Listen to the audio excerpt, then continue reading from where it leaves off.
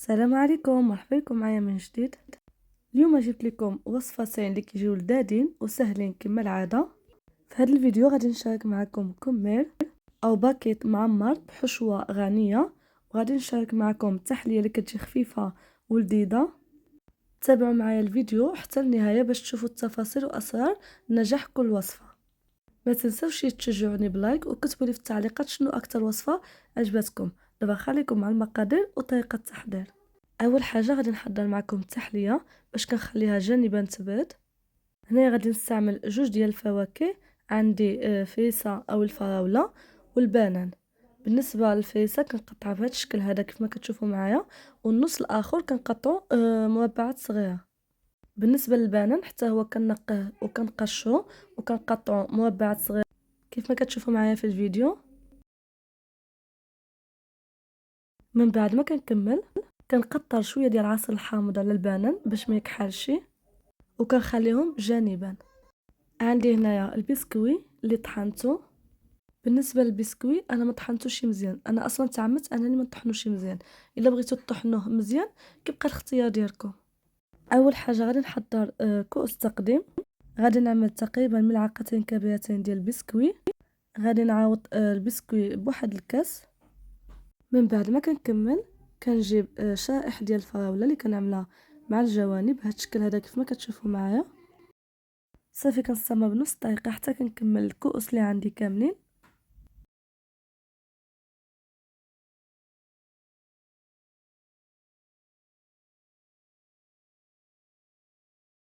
من بعد ما كنكمل دابا غادي نحضر الكريمه. بالنسبه للكريمه انا غادي نستعمل مقادير ديال كميه كبيره. الا كنتو بكم غير شويه يعني 6 الناس حتى ل7 تقدروا تستعملوا غير نصف الكميه. اول حاجه غادي نعمل جوج ديال اصفر بيضه، غادي نعمل كاس ديال عصير الحامض، وغادي نضيف السكر. بالنسبه للسكر استعملت 200 غرام وكيبقى على حسب الذوق. غادي نضيف سكر فاني بعد ما كنخلط كلشي. غادي نضيف 4 ملاعق كبيره ديال كريم باتيسير، تقدروا تعوضوها بمايزينا او النشا. كنخلطوا جميع المكونات بهذا الشكل هذا. من بعد ما كنخلط مزيان كنضيف 4 كؤوس ديال الحليب. للعبر كاس ديال العنبه. كنستعمل الحليب يكون بارد عادي. كنخلط وكنعملو فوق بوطه مع التحريك المستمر حتى كيعقدنا بهذا الشكل هذا كيرجع كريمي. دابا غادي نضيف ملعقه ديال الزبده. غادي نخلط مزيان حتى تذوب لي الزبده. اخر حاجه غادي نستعمل الياغوت. بالنسبه للياغوت يكون طبيعي بدون سكر. صافي كنضيفو وكنخلط جميع المكونات، وهنايا الكريمه ديالي كتكون واجده. كنجيب كؤوس التقديم اللي حضرتهم في الاول، كنعمل فيهم تقريبا ملعقتين كبيرتين ديال الكريمه. كنستمر بنفس الطريقه حتى كنكمل جميع الكؤوس اللي عندي.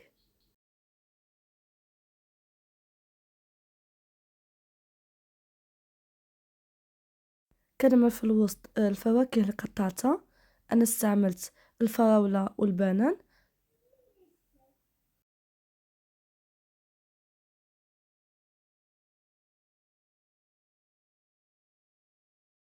كنضيف واحد الملعقه ديال البسكوي.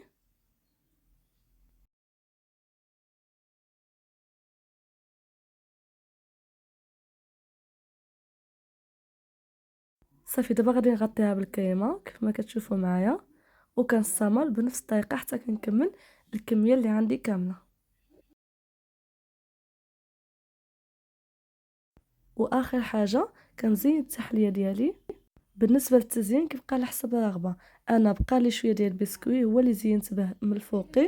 من بعد ما كنكمل كنعملوهم في الثلاجه حتى يبردوا مزيان، عاد ان شاء الله نقدموهم. دابا غادي نحضر معكم الوصفه الثانيه اللي هي الباكيت او الكمي المعمر.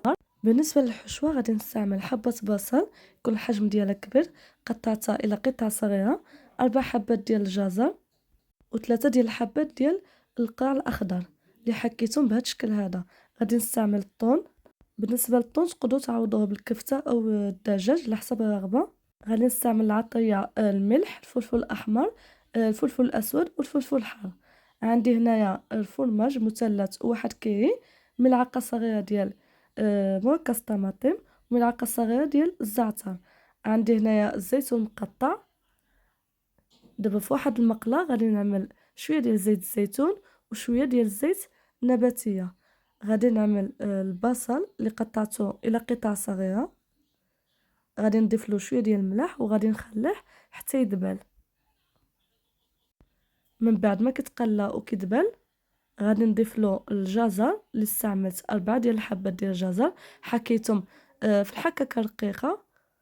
وغادي نضيف 3 ديال الحبات ديال القرع الاخضر حتى هما حكيتهم في الحكاكه رقيقه. غادي نضيف العطريه، ملعقه صغيره ديال الملح، ملعقه صغيره ديال الفلفل الاحمر، نصف ملعقه صغيره ديال الفلفل الاسود، وكنضيف الحار.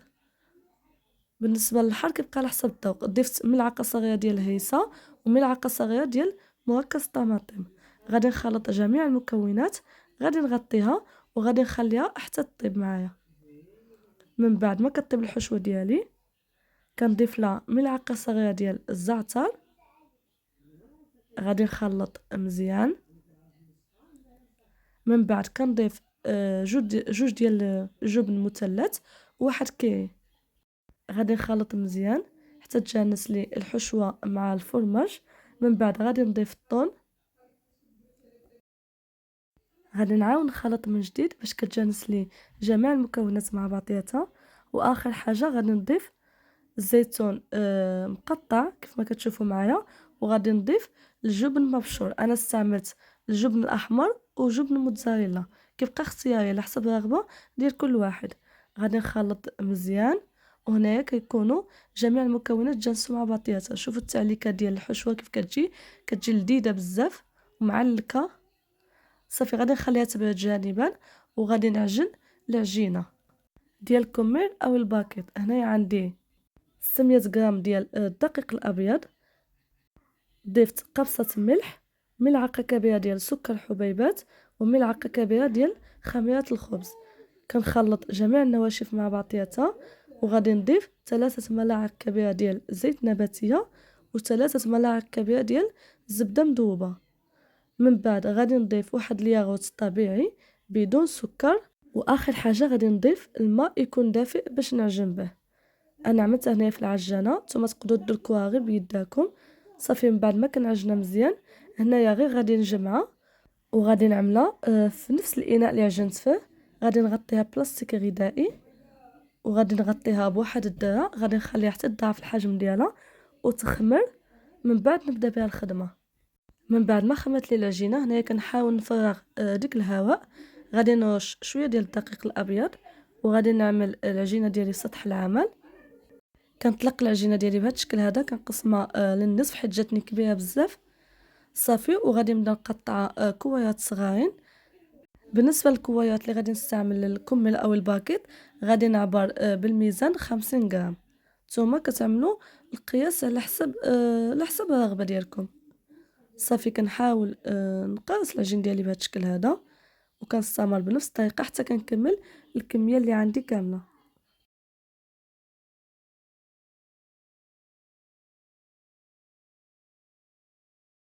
صافي من بعد ما كنكمل كنغطيها وكنخليها ترتاح غير شويه ونبدا بها الخدمه. صافي هنايا غادي نجيب واحد الكوايه غادي نطلقها بالمطلق كيف ما كتشوفوا معايا ونخليكم تشوفوا الطريقه في الفيديو. بالنسبه للطريقه ديال التعمير ديالكم سهله بزاف. كنطلقوا العجينه بهذا الشكل هذا، كنعملوا الحشوه ديالي في الوسط وكنحاول نشد الجوانب غير بالصبعين ديال يدي. وخليكم مع الفيديو تشوفوا الطريقه.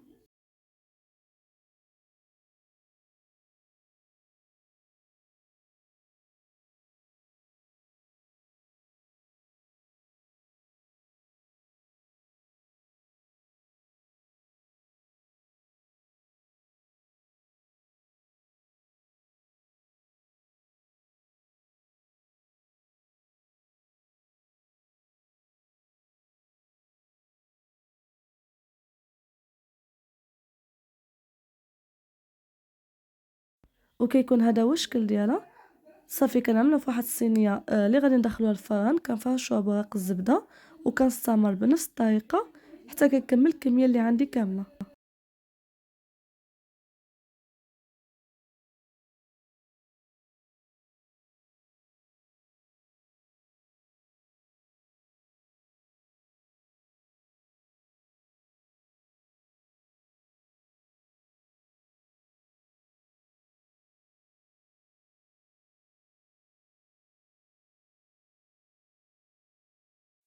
من بعد ما كملت هنايا عندي استعملت بيضه كامله وغادي نضيف لها القليل من الماء، كنخلط مزيان وكندهن الكمية ديالي بهذا الشكل هذا.